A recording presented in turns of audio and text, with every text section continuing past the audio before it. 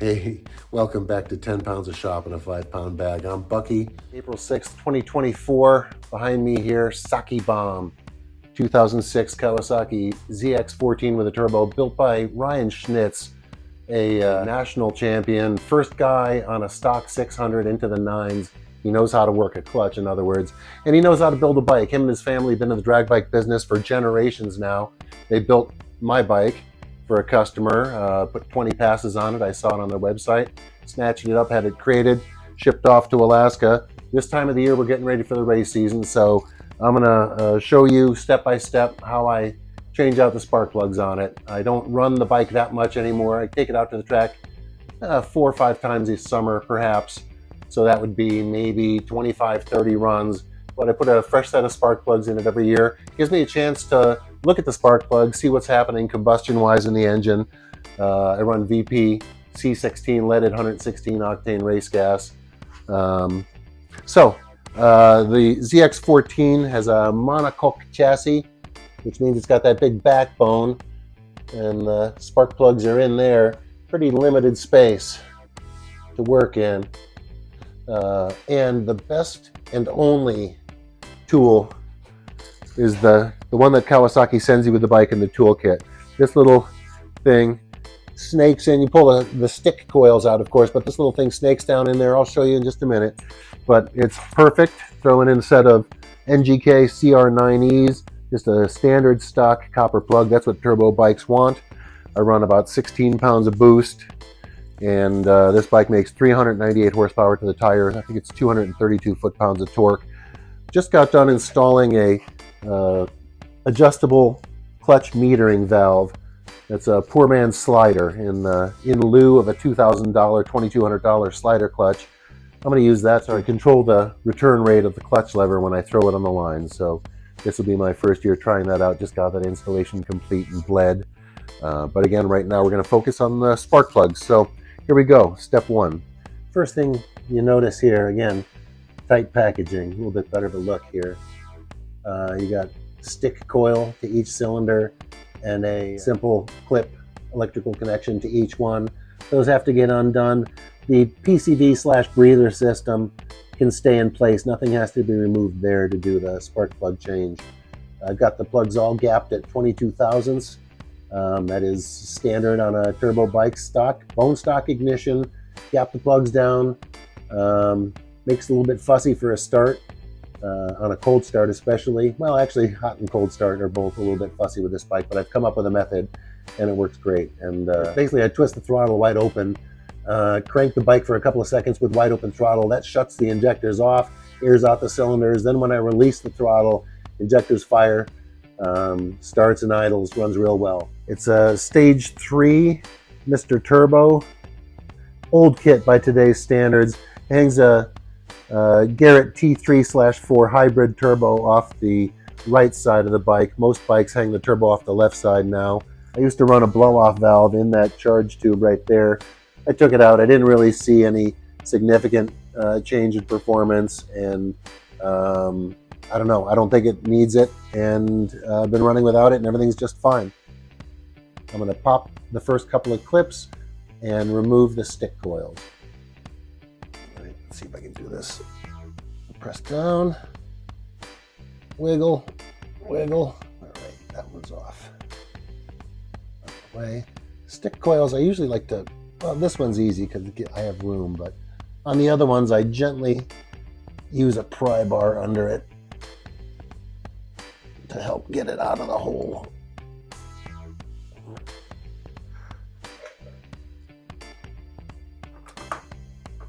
I don't have the dexterity I once had either. It doesn't help.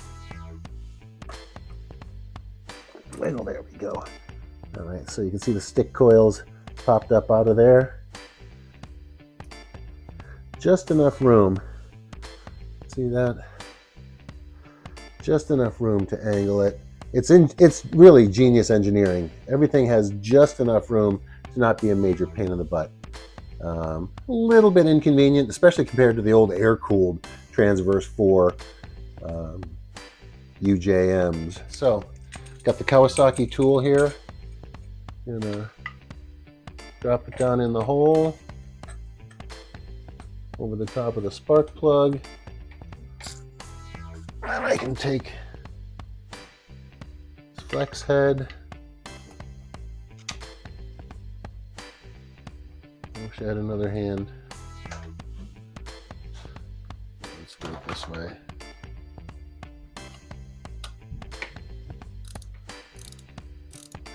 Broke loose suspiciously easy, but you know, it's not super high boost, but 16 pounds is a bit of a spark plug loosener for sure. It runs a pretty shocking thermal cycle through everything, and of course dissimilar materials contracting and expanding at different rates, so not so surprising.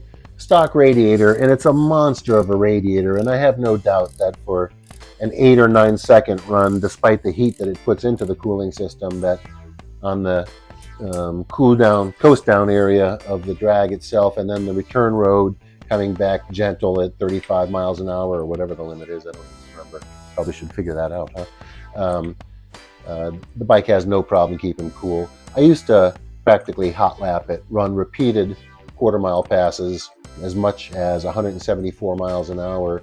Sometimes I just stuff the time slip into my jacket pocket on my race leathers, and then just line up and do another run. All right, well, nothing concerning there. No malice in the combustion palace, to quote Eric from I Do Cars. Looks good, good color. The bike runs super fat. It's safe and best to run a turbo bike fat, meaning rich mixture. Yeah, I'm happy with that. Looks good. All right, we'll get a new plug out of the box. Later, Sparky. That reminds me, any of you remember Ready Kilowatt? Various electrical utility companies in America at a certain time long ago, dating myself by even bringing him up. He was like an advertising cartoon figure, Ready Kilowatt. He was made out of a light bulb head, and he gave off his arms, I guess. His arms and legs were electrical shocks.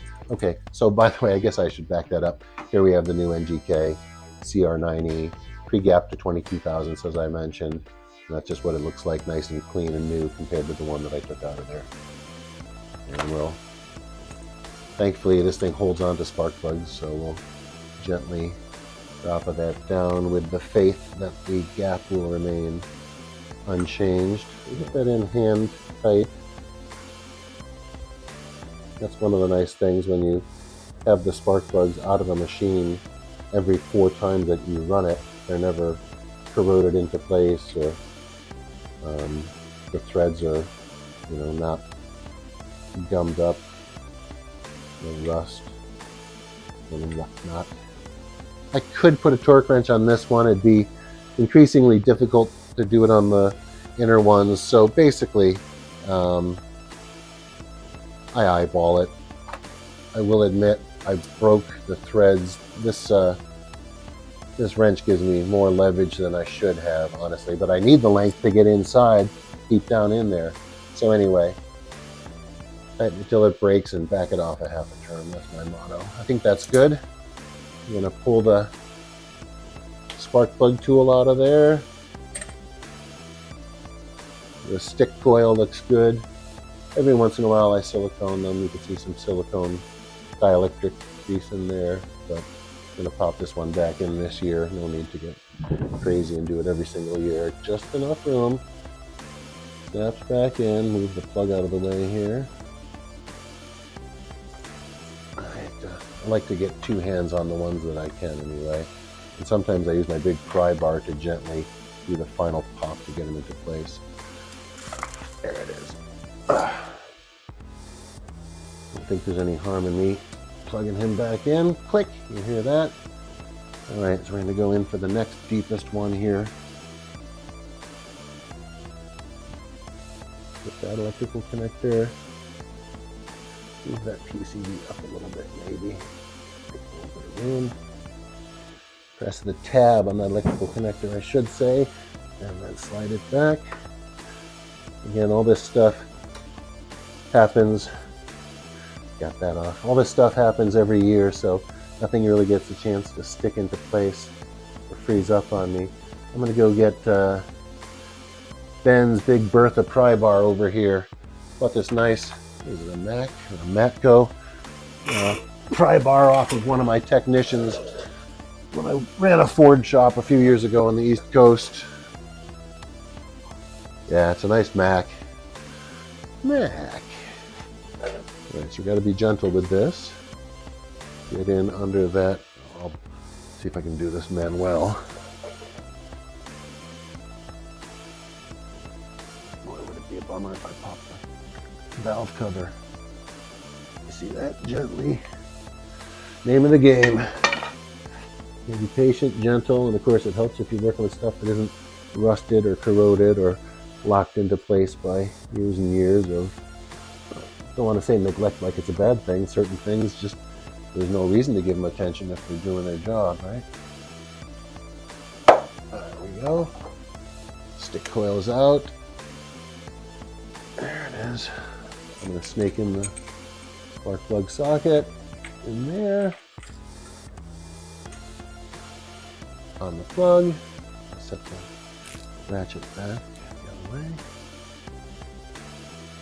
There's not a lot of room to do the job, never mind working on lighting and camera needs.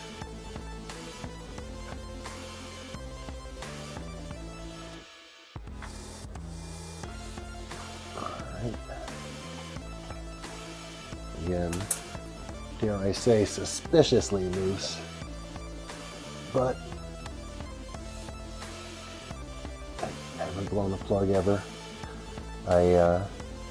Between this turbo bike and my old Honda 919, the Tin Man, which is a wet nitrous bike, the only one in the world at the time, got that down to a 10.1. My goal was always to get it to the 9s, but regardless, with nitrous on that bike, turbo on this bike, I have changed a lot of spark plugs.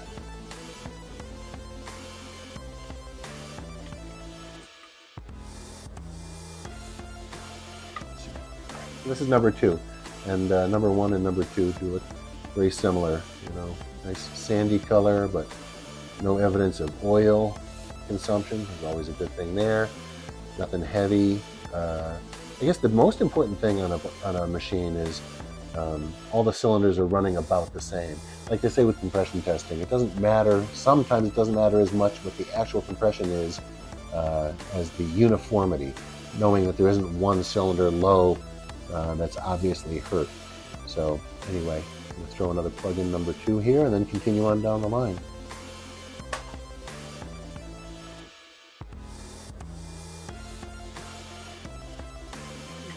Easy, always protecting that gap. You don't want to bang it into anything suddenly or drop it and alter the gap of the spark plug that you've set. By the way, I've got a really cool tool for that. Let me grab that real quick. Share it with you. I think his name is Steve Rice. Yeah, Steve Rice built this. Signed, dated, 10mm spark plug noted there. Spark plug gapper. I've got these zip tied out of the way because the only thing I use this for is this machine.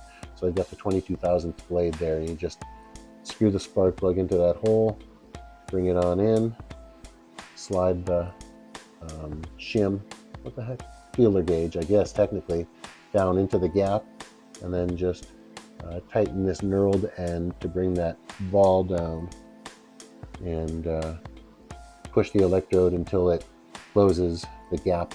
So great little tool, especially when you have to do this every year, if not more often. Steve Rice, nice product there, nice, obviously handmade on his mill. All right, so we're gonna finish this. Stick in on number 2 on top of the new spark plug I just put in. Gotta get the electrical connector roughly oriented towards the harness that it's going to clip onto.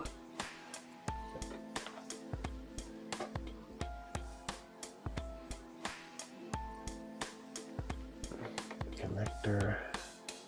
I'm doing most of this stuff blind if that isn't obvious. Here, there's the tab, and the electrical connector is off. Excellent. go over to the other side first, a little bit to the back. You just kind of have to let the parts show you how they want to come out half the time. Here's that coil stick looking just fine. No signs of arcing or any trouble. On the side.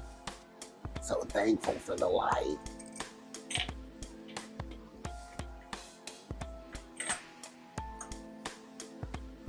All right. Now, on number 4, I can approach it from the other side. It's not too tricky at all. But this one's the toughest one. It's deep inside the reach. That's why I need this long handle wrench to do it. And I'm going to have to sacrifice the camera because I don't see a way that I can record this while I do it. All right, number 3 is out. Looks about like number 1 and 2. Not wet. A little bit darker maybe. But not significantly. You know, that's the most important things to me. No sign of consuming oil. No flecks from any evidence of detonation or pre-ignition. Not black sooty, so you know you're getting good complete combustion process. There they all are. So there's the 4 spark plugs, looking pretty even, similar to each other, and I don't have any specific concerns for any impending ring replacement or valve stem seal or anything like that. Looks like we're in good shape there. Always nice to see a happy set of spark plugs come. Everybody working in harmony together. All right. Some of you may ask, hey Bucky, how come no anti-seize or what have you? And again, it's pretty simple. These things are in and out of there every 4 times I start the, well, with other warm-ups, maybe every 6 or 8 times that I start the engine, it's getting a new set of spark plugs. So there's really no sense of putting anti-seize into something that really has no chance of seizing. Why won't this focus? To get socket bomb stripped down to this point, I had to take off the steering dampener, which mounts here, front fairing piece here, fairing sides, fairing lowers. Want to get all that stuff off. I'm going to be doing a clutch in here. I'm doing a fresh clutch to put in this year.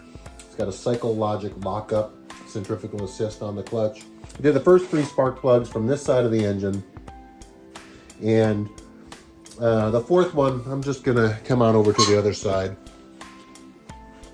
and do it here. You can see right down in there, there's the stick coil.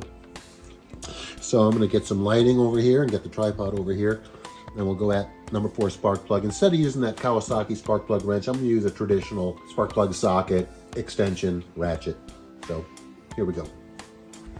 All right, here's the number 4. And we need to just pop that tab. Make sure we don't tip this motorcycle over on the other side. Your kickstand length is never 100% correct if you're going to keep a kickstand on a race bike, which most people don't. Because when you change the ride height, you change the requirements of the kickstand. Oh, Bertha, I've got a job for you. Right, let's see. As always, I'm running out of hands.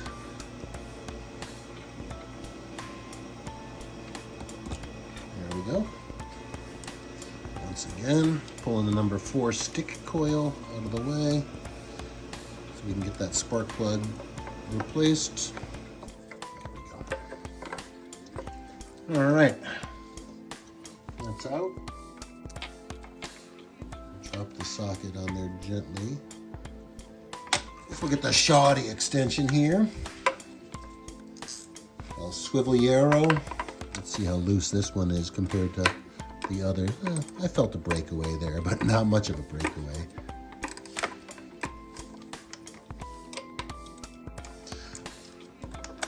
Adios.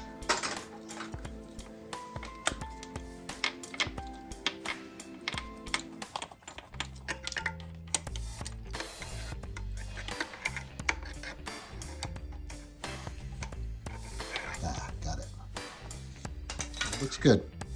Everything's happy in that home. I'm glad to see it. So we'll get another New CR9E, pop it in there, and continue buttoning this part of it up. I'm going to try using the tri-grabber to gently drop the new spark plug in the, let's see, easy. Oh, son of a bone. Well, I'm going to run that. Perhaps I'm crazy. Perhaps you think I should pull it back out and check the gap, but I have a little bit of experience with this, and just based on the tone, I don't think it bottomed out that hard. It was most of the way down, and I think I've got a legitimate spark plug there. And stay tuned, because if I'm wrong, I'll share that with you all as well for sure. I'm gonna send it, as they say. Who's that guy with the snowmobiles and a glorious mullet, and he's known for sending it? Larry? Some guy on YouTube. Hit me up in the comments if you know who I'm talking about. Effing send it, bro. Get it started without even snapping the extension onto the socket, because I want to make sure I'm not putting any pressure on that electrode gap. At least it sure feels like I've got it started. I'll push down on that. Go with a traditional, like I said, 3/8 drive ratchet.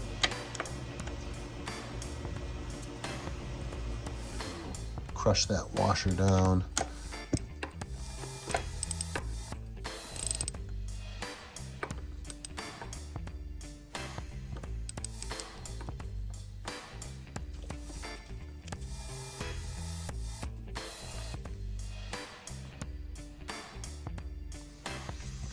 That should be good. My handy dandy little snap-on promotional screwdriver to separate the flex, because there isn't even room to pull the whole thing out, so you got to separate it right there. Pull out the ratchet, and I should be able to, if I get it just the right way, snake out the extension in the socket. There we are. There we are. Remember to get the dog fur off of the high-tech componentry before you install them. Get you up there, get you out of the way. Clutch hose.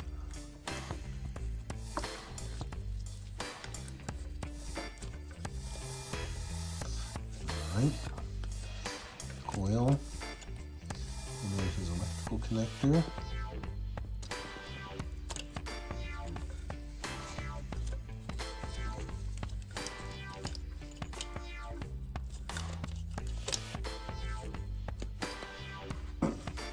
Half of the snaps you hear are the stick coil sliding in over the end of the spark plug, and the other half of the snaps you hear are coming from my wrist bones. One of the reasons why I've got that hydraulic valve on my clutch line. Trying to improve my 60-foot times. All about the 60-foot. That is the prime determiner of your run, and whether or not your run's going to be any good is how you 60. And after that, it's just push the button when the light tells you to shift. Hang on, keep your head down.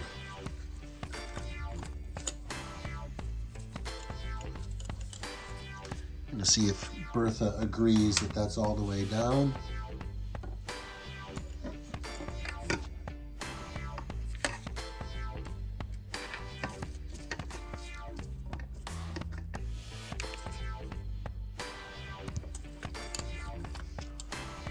Sometimes these electrical connectors, well, again, there's very little spare room in this engine bay or anywhere else on this bike, I guess.